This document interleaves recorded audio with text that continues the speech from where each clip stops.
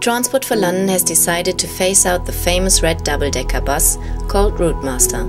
From now on, there will be only 2 heritage routes, mainly for tourists.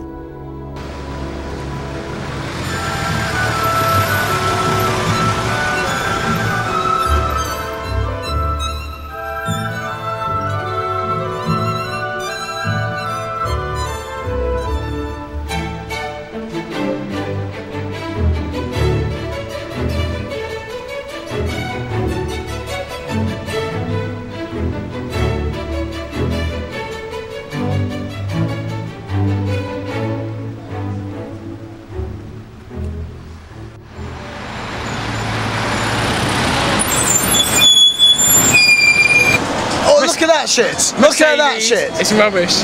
Rubbish! Rubbish! They look so Japanese, the new ones, don't they? It's going to be like living in Tokyo.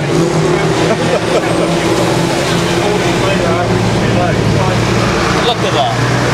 It's amazing. And now you see it, now you think about it, they are really so British. It looks a lot better than the other buses, and it's just got that feel of it, like the black cab, isn't it? I'll be sad to see it go. Unforgettable. Well, the Routemaster, of course, was the last double-deck bus built specifically for London. It was revolutionary because it employed lightweight aluminium construction, which was something that they gained experience of during the war when London Transport was building aircraft. The first one went into experimental service in 1956. Well, I was conductor from 1955 to 1992 at Catford, all the time. I worked all the routes in Catford, all crew routes. Any more fares, please? Shilling, please. There we are. Shilling. There we are, sir. Thank you. Child fare, One big as well. Child fare for Little me. big boy for child. The very youngest of the Routemasters, the last of the Routemasters, was introduced in 1968. So even the very newest of the vehicles is almost 40 years old now. They were originally designed for a service life of about 17 years. Now, yes, several of them have been refurbished, they've all had new engines fitted, but they're still now a very, very old vehicle. They are all in good conditions, so I don't see why they have to get rid of it.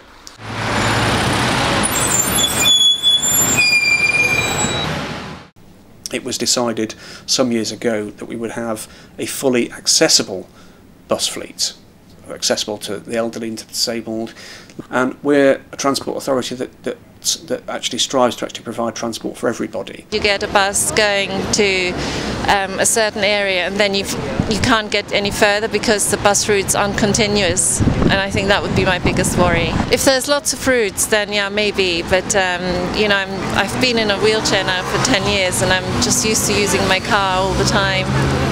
Makes it a lot easier. In my experience, most people who are disabled because they're elderly and they find it difficult to get around, not because they're actually in wheelchairs, and elderly people much prefer the security and help that these buses offer with their conductors. Old people, they're lonely and they talk to you, because obviously some of them live on their own and they travel, so once they go home they've got nobody else to talk to, so you tend to talk to a lot of old people, so that's quite nice. Although sometimes you don't understand what they're saying, or sometimes you find what they're saying is funny, or they just ramble on, and you still have to give them a little bit of time.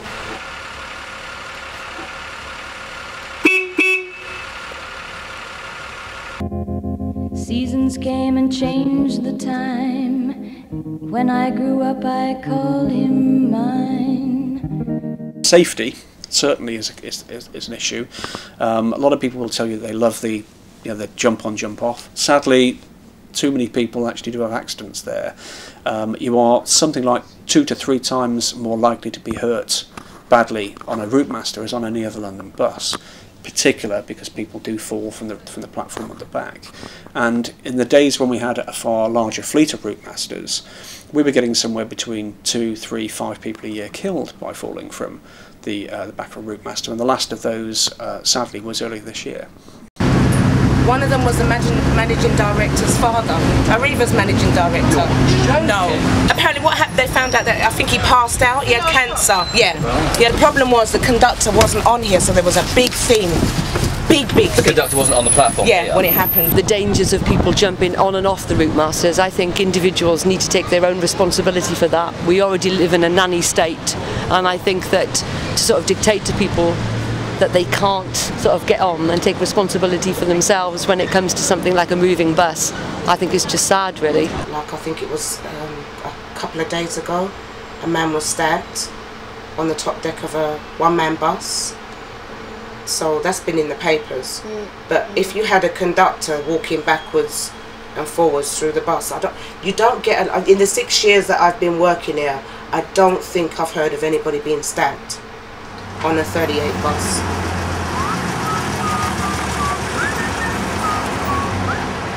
So I think if they take them away it will be really sad, but it's all about money really nowadays, isn't it? That's what counts. Yeah. They are expensive to run for two reasons. One is because they're older vehicles, maintenance is more expensive. And the second thing, and possibly more obviously, is it's a two-man crew. You have a driver and you have a conductor to actually take the fares. That clearly makes them almost twice as expensive in terms of staff time. And the main reason why that's no longer needed is that 90% of people who actually get on a bus anywhere in Greater London have already got a ticket before they board. So, you know, a travel card, a season ticket, the Oyster card, our new smart card ticket, or a saver ticket. So there is not really a job to be done now in terms of fare collection by a conductor on the bus. In central London now, on the vast majority of routes, you have to have a ticket before you board. So in central London, there are ticket machines actually by every bus stop, so you must buy a ticket before you actually board a bus. So in particular in central London, the reason for having a conductor to collect fares has gone.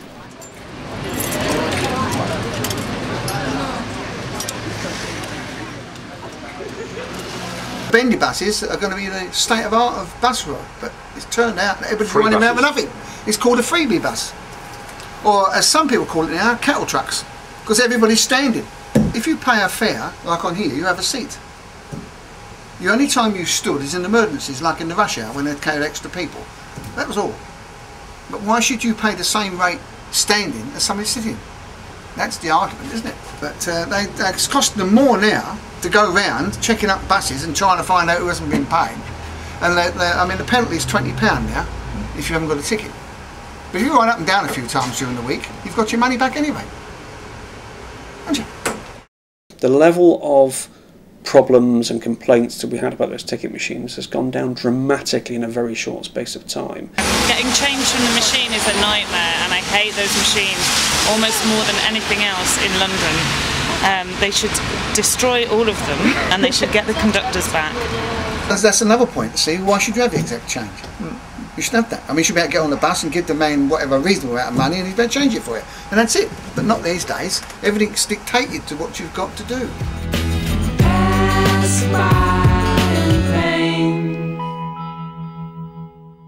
And if you were to actually ask passengers who use those vehicles every day, the new vehicles every day, you will find, for the most part, they actually prefer the new ones.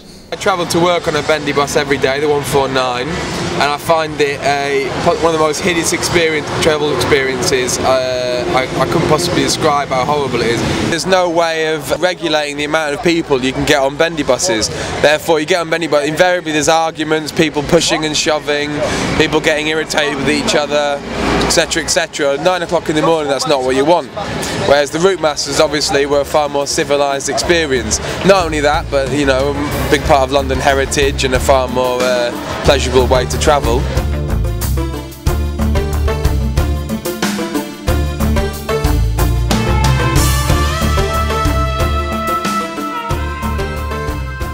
I don't like the bendy buses, no.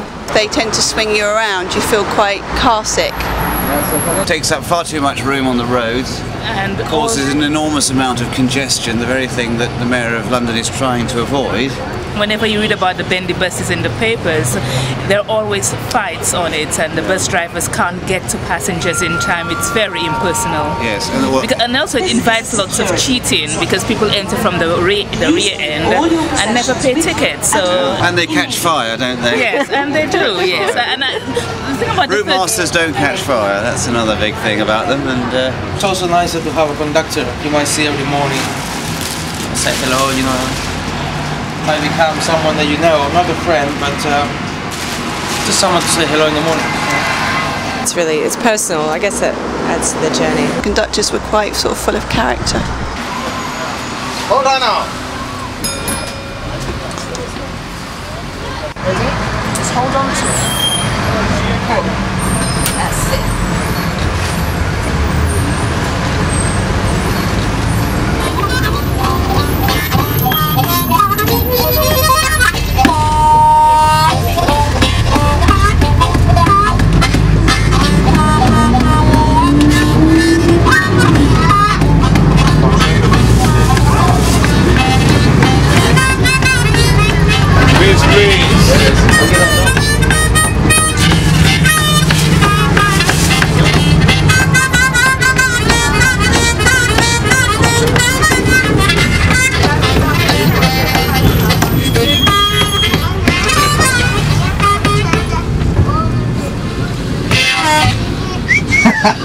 Wow.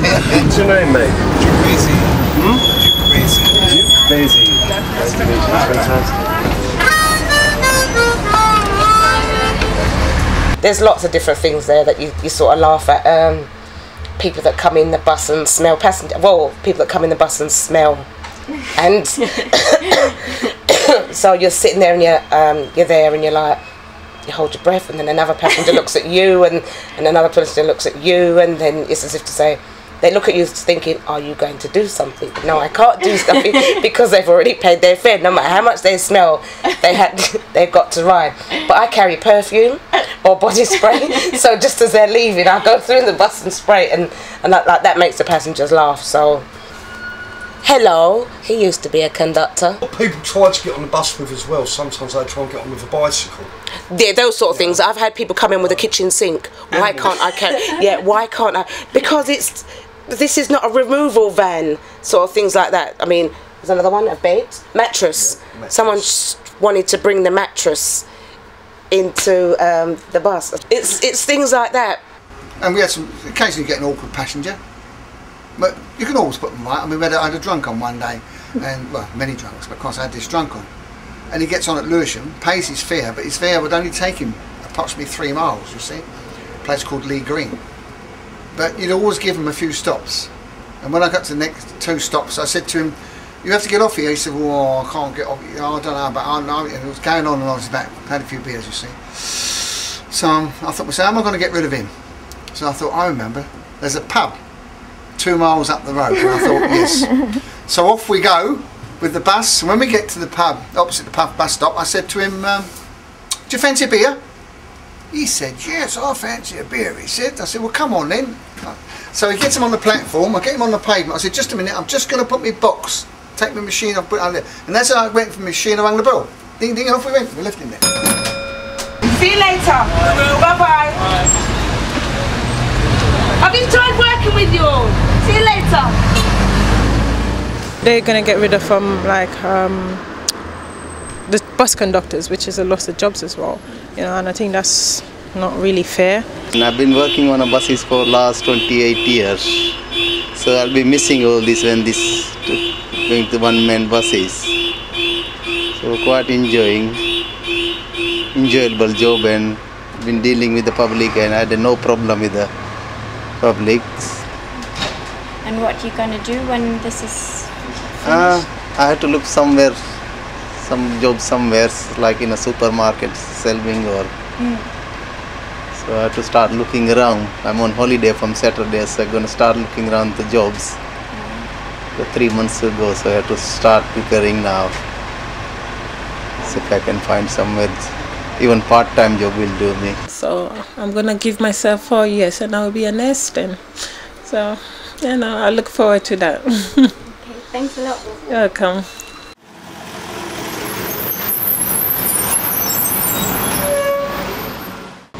It's a real part of London. It's a real part of London life. It's a really iconic image. You know, it's been part of London life for so long, and I use the Routemasters on one of my routes to get home from town. And I think it's so easy to use, and it means you can hop on and hop off wherever you want to go in London. You're not constrained by bus stops and not being able to if you want to suddenly get off somewhere, you can. And I think it's really, really sad that with such a beautiful old city, especially in light of the recent days' actions, it's all been taken away. We're all sort of become this ultra-modern, ultra-metallic kind of boring city that we're not allowed to have some kind of blast from the past in a way.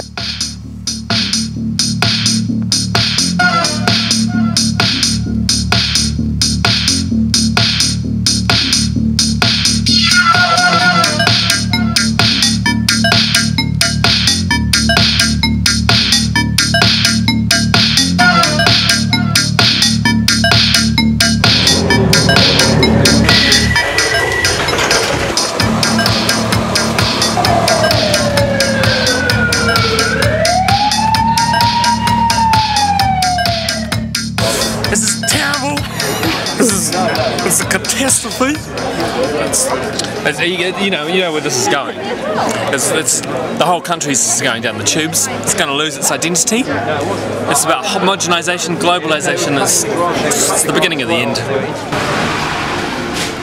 I don't know. I just find that maybe they should replace them for buses which are quite similar rather than the very new German Mercedes.